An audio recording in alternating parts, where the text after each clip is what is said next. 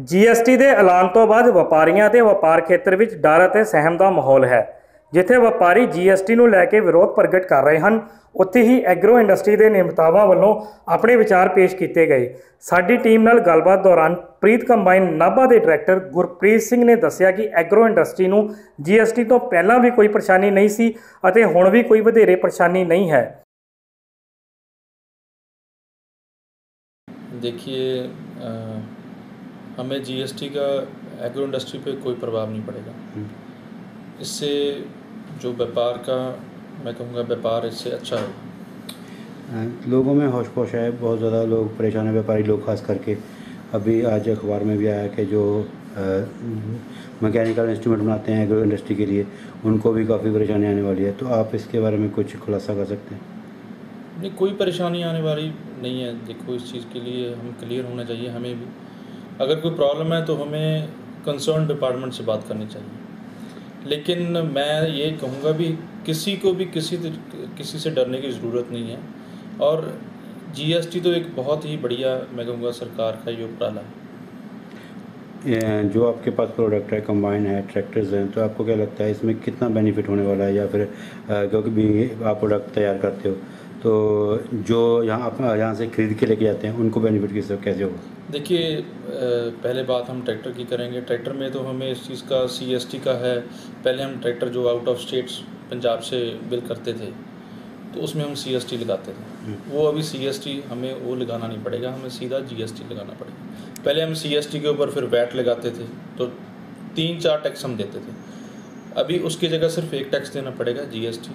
सारा इंडिया में जहाँ भी हमारा ट्रैक्टर बिकेगा हम सेम प्राइस पे ट्रैक्टर बेच पाएंगे। पहले जो था वो दूसरी स्टेट्स में, हमारे हर एक स्टेट में एक डिफरेंट प्राइजेस थे ट्रैक्टर के। अभी जो प्राइजेस हैं वो हमारे सेम हो जाएंगे। नहीं, आपको फ़र्क पड़ेगा या खरीदार होगा उसको कितना फ़र्क पड़ेगा? खरीदार को कोई फ़र्क नहीं पड़ेगा। खरीदार को वही रेट पे हम ट्रैक्टर उपलब्ध कर कॉस्ट में कमी आएगी या बढ़ोतरी होगी? दूसरे जो राज्य हैं उसमें थोड़ी सी कमी आएगी। पंजाब में हम पहले वैट के ऊपर बिलिंग करते थे और दूसरी स्टेट पे हम सीएसटी के बिलिंग करते थे, तो दूसरी स्टेट्स को थोड़ा सा बेनिफिट होगा। कंबाइन इंडस्ट्री की बात करें, हब माना जाता है नाभा, तो आपको क्या लगता है कि जो व्यापारी हैं कंबाइन इंडस्ट्री से संबंधित, उनमें खुशी है या गमी है? देखिए, अभी देखें तो जो व्यापारी हैं उनको कुछ क्लियर नहीं है। उनके जो वेंडर्स हैं उनको खुद नहीं मालूम कि वो जो टैक्स लगाएं वो कैसा लगाएं, कितना टैक्स लगाना पड़ेगा।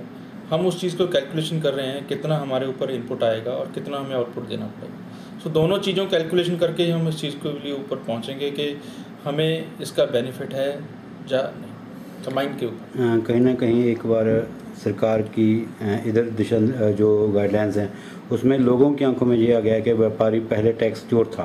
तो आपको क्या लगता है कि ऐसी चीज़ से वो धूमिल जो छवि थी वो ठीक हो पाएगी? देखो जी, बात ऐसी है, अभी लोगों को ऐसा नहीं बोलना चाहिए क्योंकि व्यापारी ही है जो टैक्स भरता है। अगर कोई किसी को चोर गए ये तो मैं मानूंगा नहीं भी कि वो अच्छी बात कर रहे हैं। हम जो हमारा ट्रैक्टर है हमने तो ट्रैक्टर की बिलिंग करनी ही पड़ेगी क्योंकि उसकी रजिस्ट्रेशन करवानी पड़ेगी। कंबाइन की भी वैसी है।